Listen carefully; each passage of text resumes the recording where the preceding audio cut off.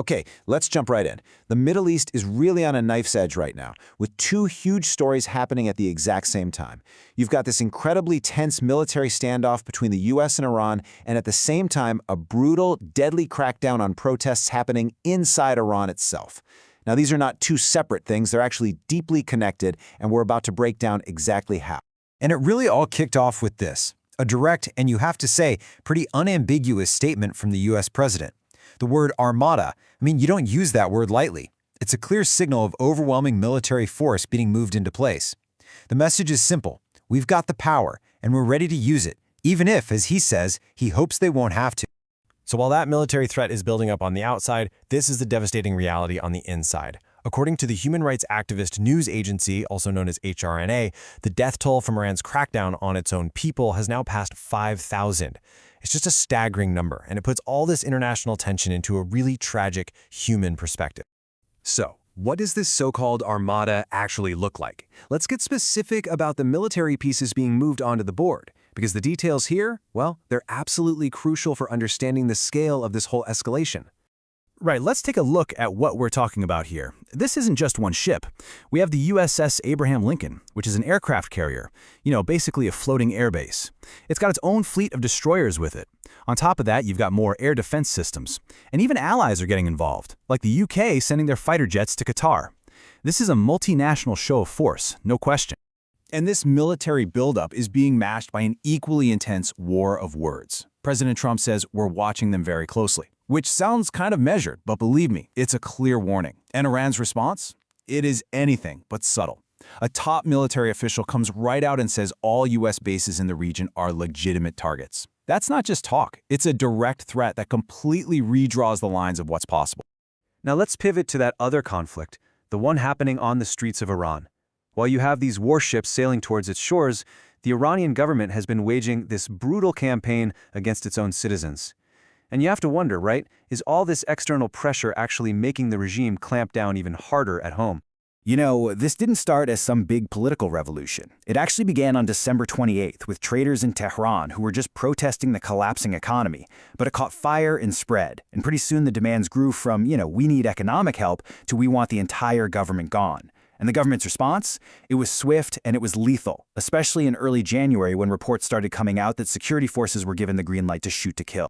The sheer scale of the suppression is just hard to wrap your head around. Beyond the thousands killed, just look at this number.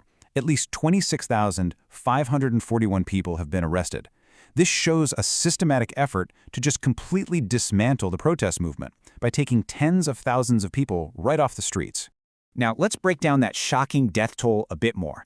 The data from Armada shows that the overwhelming majority, we're talking over 4,700, were demonstrators, but it also tragically includes 43 children and 40 civilians who weren't even part of the protests. These are not just statistics. Every single number here represents a life lost in all this turmoil. And the crackdown wasn't just violent, it was also about controlling the story. The government imposed a totally unprecedented internet blackout, literally cutting the country off from the rest of the world. Why? To stop videos and stories of what was happening from getting out.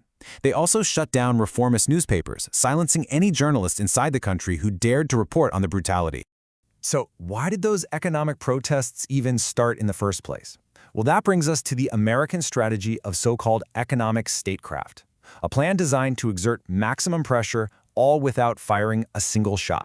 And here you have it, straight from the horse's mouth. The U.S. Treasury Secretary Scott Bessent is basically taking credit for the unrest. He isn't hiding the strategy at all, he's celebrating it. He directly connects U.S. sanctions to the economic collapse in Iran, and he frames the protests that followed not as a tragedy, but as a sign that the American policy is working exactly as planned. And this lays out the plan in 3 pretty clear steps. Step 1, impose absolutely crippling economic sanctions. Step 2, wait for those sanctions to cause an economic collapse, specifically a shortage of US dollars that are needed for global trade. And the final intended step? That economic pain is meant to incite public unrest, putting immense internal pressure on the Iranian government. So this all brings us to the critical question. Where does this all go from here? We have an external military threat and an internal crisis that's being fueled by economic warfare. Is a full-blown war just inevitable at this point? Well, interestingly, maybe not. Despite all the threats, all the troop movements, there are actually some signs of de-escalation. In just the last few days, both Washington and Tehran have publicly said they want to give diplomacy a chance. So it seems that for now, neither side is quite ready to step over that line into a direct military conflict. The threat of immediate action is pulled back a little, but the tension, well, you can still feel it. So we're left with this huge, vital question. You've got an American armada in the region, you've got an Iranian economy in total freefall, and you have a population trapped between a repressive government and these crippling sanctions. All the ingredients for a catastrophic conflict are there. The urgent question for everyone is, how on earth do you find a path away from the brink?